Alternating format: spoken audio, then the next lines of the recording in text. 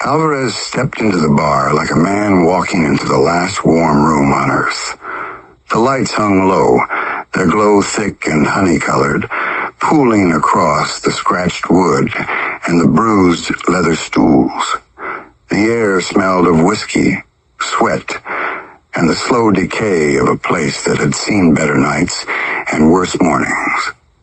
He let the door fall shut behind him, and the sound faded into the rumble of voices and the rattle of glassware. From the jukebox in the corner, Marty Robbins' Big Iron drifted into the room, its opening guitar line sliding through the smoke like something half mythic, old and wandering. The melody coiled around him, tapping at a memory he didn't want to chase. He made his way across the floorboards, each one worn thin, each one carrying the weight of too many men identical to him in habit and hurt, and sat at the bar. Marlene, who had been running this joint since before he learned how to ride a clutch, didn't bother asking what he wanted. She slid a whiskey toward him, the glass sweating softly into the dim light. Alvarez wrapped his fingers around it, feeling the faint tremor in his grip. The kind of shake that didn't come from fear, but from a day stretched too far in every direction. He raised the glass and let the first swallow burn a clean line down his throat. It settled heavy in his chest, warm enough to remind him that the cold hadn't claimed all of him yet. Big Iron floated through its first verse as the room hummed around him. Men muttered into their drinks. Laughter surfaced in brief, brittle bursts. The jukebox clicked faintly as the record spun. Alvarez let the whiskey rest in his hand, watching the amber ripple as the bar shifted with the slow rhythm of the night. He tried to breathe out the weight he carried, but something inside him held tight, coiled, uneasy, the way a rider feels before a storm hits the ridge. He reached for his wallet and slid his card across the counter. Marlene swiped it once. A harsh electronic beep answered. Decline. She frowned, gave it another try, same sound, sharp, insistent, final. The third attempt sealed it. There was nothing in the account. Nothing where thousands should have been. She handed the card back with a look that didn't pry, but still carried a quiet, seasoned concern. Alvarez set down the first card and pulled out the last one he owned. The old credit line he swore he would never touch again. The edges were soft from years of ignoring it. The plastic bowed, the numbers faded. He placed it down. Marlene ran it. Approved. But the approval didn't feel like a win. It felt like the edge of a cliff giving way under his boots. He stepped away from the bar, phone already in his hand. His thumb hovered for a moment before he pressed Lena's name. She answered on the second ring, her voice small, uncertain. What is it? The account's empty, he said. My card just bounced. Where's the money? She breathed sharply, confused. What do you mean empty? I didn't touch anything. It was all there this morning. Well, it's gone now. His voice hardened without his permission. Fucking thousands, Lena. Gone. Just like that. What the fuck? Their words tangled, two nerves sparking against each other. Her fear, his anger, both of them trying to understand something neither controlled. She swore she hadn't transferred anything. He swore the banks didn't just lose money like that. The argument tightened, compressed, sharpened. Then something shattered in the background. Glass. Clean, sharp, unmistakable. Alvarez's breath caught. Lena, what was that? She didn't answer at first. Then a gasp. Broken, terrified. Alvarez, someone's... The phone hit the floor hard. He heard it bounce, spin, settle. Feet thundered in the background. Quick, purposeful steps crossing the room. Lena screamed, but it was short, strangled, cut off by a hand or a blow. A struggle broke across the line. Furniture scraping, bodies colliding, a muffled cry. A man picked up the phone. His breath was steady, like he was enjoying himself. You're a fucking rat piece of shit, he said. His voice had that butcher boy cadence, gravel chewed down, something mean. "You hear me?" Alvarez felt his pulse crack against his ribs. The man laughed. A quick, ugly sound. "We're gonna fuck your old lady up real slow, real careful. Make sure she feels every second of it." Alvarez's hand tightened around the phone until his knuckles burned. The man lowered his voice, letting each word drop like a weight. "You're no son of a butcher. You never were." A breath. A smirk Alvarez could hear. "She's ours now." The call didn't click off, it simply vanished. The screen flashed and the call timer stopped, and the connection dissolved into silent, lifeless black. Alvarez stayed frozen for a single heartbeat, the bar blurring into a swirl of sound and smoke around him. The jukebox kept playing Big Iron, oblivious, the outlaw ballad drifting on as if nothing had changed. But something inside him broke open, clean, violent, irreversible. His chair scraped loudly as he shoved away from the bar, every step toward the door sharper than the last. He pushed into the night air, chest tight, breath shaking against the cold. His bike waited under the street lamp, a black steel, matte chrome, the only thing he trusted anymore. Alvarez swung onto the seat, keyed the ignition, and the engine came alive with a roar that shook through the pavement and into his bones. The sound wasn't just an engine warming, it was a promise. The engine stirred first. Deep in the iron cavities of the frame, heat blooming like a pulse waking from a long sleep. The spark ignited, threading through wires and steel, and the bike inhaled through the carburetor with a low, steady draw. It recognized the weight that fell onto its seat, the familiar pressure of Alvarez settling in, shoulders tight, breath ragged, heart hammering against his ribs in a pattern the machine had learned long ago. It felt him. For years, the bike had carried his fury, his triumphs, the heavy silence he wore like armor. It understood the man through motion, how he shifted his weight when fear hit him, how he curled his fingers around the grips when he lied to himself, how he pressed his boots against the pegs when he couldn't speak the truth out loud. Machines don't feel, not the way people claim they do, but this one knew Alvarez the way a blade knows its wielder. Tonight something in him felt wrong, off balance, split open. His hands trembled against the bars as he twisted the throttle. The vibration traveled through the bike's bones, sending tremors down the steel spine. It didn't understand words, but it understood pressure, rhythm, urgency. Alvarez wasn't riding for adrenaline or escape. He wasn't riding because the night was calling. He was running towards something he couldn't let die. The machine lurched forward, tires biting into the pavement, chewing through the dark street with a roar that ricocheted off shuttered shops and empty sidewalks. Each gear pulled him harder, each shift carrying a tension that drove straight into the core of the engine. Alvarez leaned low, body folding into the frame like man and metal were one creature built for a single purpose. The bike felt the strain in his muscles, the panic taut in his arms, the tremor in his breath, the fury coiled underneath his ribs. A rider in terror moves differently, and a rider in rage. Fear stiffens, rage sharpens. Alvarez was both. The wind tore at him as they hit the first straight stretch of highway. The asphalt hummed beneath the tires, an old conversation between rubber and road. The bike recognized the pattern of his weight as he shifted forward, demanding more speed than the night wanted to give.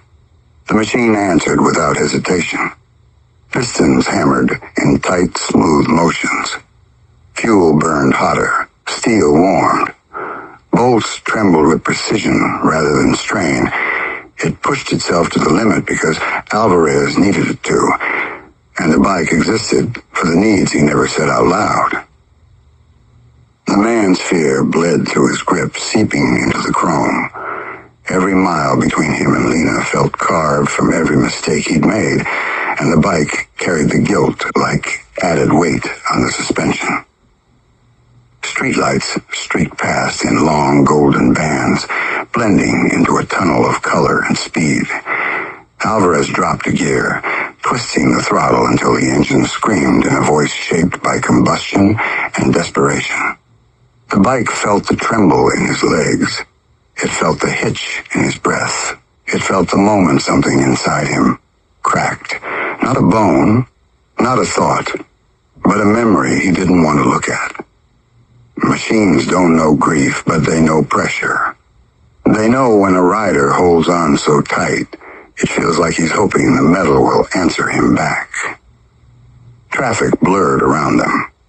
A horn flared as they cut between cars, the bike slipping through gaps that felt too narrow for a breathing man. Alvarez didn't care. He pressed forward with a kind of reckless precision the bike recognized from the nights he wanted to forget. The nights when anger led him rather than instinct. Rain began to fall, thin needles cutting across the headlight beam. The droplets hissed against the hot pipes, scattering into ghostly steam that curled beneath the frame. The bike adjusted its grip on the pavement, recalibrating traction, reading the road with instinct carved from years of wear. Alvarez didn't slow. The machine didn't ask him to. The world ahead narrowed to the thread of asphalt, and the desperate need to reach the house before whatever waited inside finished what it started. The bike sensed the shift in Alvarez's posture. Hips locked, jaw clenched, back rigid. He wasn't thinking about the ride anymore. He was thinking about blood on the floor. He was thinking about a scream cut short. He was thinking about the words the man on the phone threw at him like blades. Thunder cracked somewhere above the city. Rain thickened, drumming on Alvarez's jacket, his helmet, the tank. The machine felt the storm press against its frame, but it kept pushing, carving through the wet dark like a creature that refused to die. The world blurred into streaks of shadow and neon. Alvarez leaned harder. The bike obeyed, tilting into the curve with a hunger that matched his own. Metal groaned. Engine roared. The night opened before them, long and violent, and the bike carried him. Fear, fury, heartbreak, all of it. Because that was what it had been built for, even if no one had ever said it aloud. It didn't know where the road ended. It didn't know what waited at the house. It didn't know what violence lay ahead. It only knew this. Its rider needed speed, and it would give him everything until its frame broke clean in half. Alvarez's foot shifted. He kicked up a gear. The bike answered. And together they tore into the storm, heading straight for whatever fate had sharpened its teeth in the dark. Lena drifted in and out of consciousness, caught in that thin, disorienting space where time stretched without shape. The broom closet around her felt smaller each time she opened her eyes, as if the walls inched closer with each breath she managed to pull through her nose. Her wrists throbbed behind her back, bound tight with a coarse rope that had already rubbed the skin raw. The tape across her mouth pressed into the corners of her lips, stiffening each exhale into a controlled struggle. Warm blood traced a line from her scalp to her jaw, collecting along the bottom edge of the tape before sliding down her throat. The metallic taste was already thick on her tongue, and the dim, flickering ceiling light above her blurred into an unfocused smear each time she tried to lift her head. She forced her eyes to stay open long enough to make sense of the room. Shelves crowded the walls, stacked with cleaning supplies that hadn't been touched in years. Half-collapsed cardboard boxes, cloudy plastic spray bottles, broken mop handles, rags stiff with chemical residue. The air carried the sour sting of bleach layered over damp wood, the kind of smell that clung to the back of the throat and made breathing feel like a punishment rather than survival. Her cheek pressed against the cold concrete floor, the chill creeping into her jaw, sending a slow tremor down her neck each time she swallowed. She tried to adjust her position, but the rope forced her shoulders into an angle that shot pain through her upper arms and into the base of her skull. Somewhere beyond the closet, muffled voices drifted through the hallway of the clubhouse, laughter rolling under the deeper rumble of machinery, the scrape of chairs, the sharp crack of a pool ball ricocheting against the far wall. The sounds felt impossibly distant, threaded together with a sickening sense that the world outside the door had no idea she was lying in here, bleeding onto a floor that had seen far worse. She pressed the side of her head lightly against the concrete, trying to anchor herself, trying to push back the fog crawling around the edges of her vision, but the dizziness persisted, spreading across her mind in slow, heavy waves that made the ceiling pulse with each heartbeat. A vibration crept through the floor, subtle at first, nearly swallowed by the hum of voices down the hall. Then another, a shift in weight, a heel grinding into the wood just beyond the threshold. Lena froze, her breath tightening beneath the tape, her heartbeat climbing in irregular bursts that crashed against her ribs. This wasn't the uneven drift of someone wandering by. This step was paced, measured, grounded with the intention of someone who knew where he was going and why he was coming. The footsteps stopped right outside the door. A shadow broke the soft strip of light along the floor, stretching across the concrete until it swallowed her hands and slipped up the wall beside her. She shut her eyes for half a second, gathering whatever strength she had left, but the rope dug deeper into her wrists as her muscles tensed. When she opened her eyes again, the shadow hadn't moved. It stood as still as a shape carved out of asphalt, entirely unmoving, entirely deliberate. The door handle shifted, slow, controlled. A turn that carried no hurry, no hesitation, no sign of someone checking to see if they were alone. The closet door edged open a few inches, sending a draft of colder air across her shoulder. The light from the hallway spilled into the room, cutting across her face and illuminating her blood-smeared cheek, the swelling along her temple, the rope biting into her wrists. She blinked against the brightness, her vision swimming for a moment, before settling enough to recognize the silhouette in the doorway. Big John stepped inside. The frame barely accommodated him. His shoulders brushed the edges as he entered, blocking out the hallway behind him. The leather vest clung to him like another layer of skin, worn down in places where years of sweat, smoke, and road grit had blended into a permanent sheen.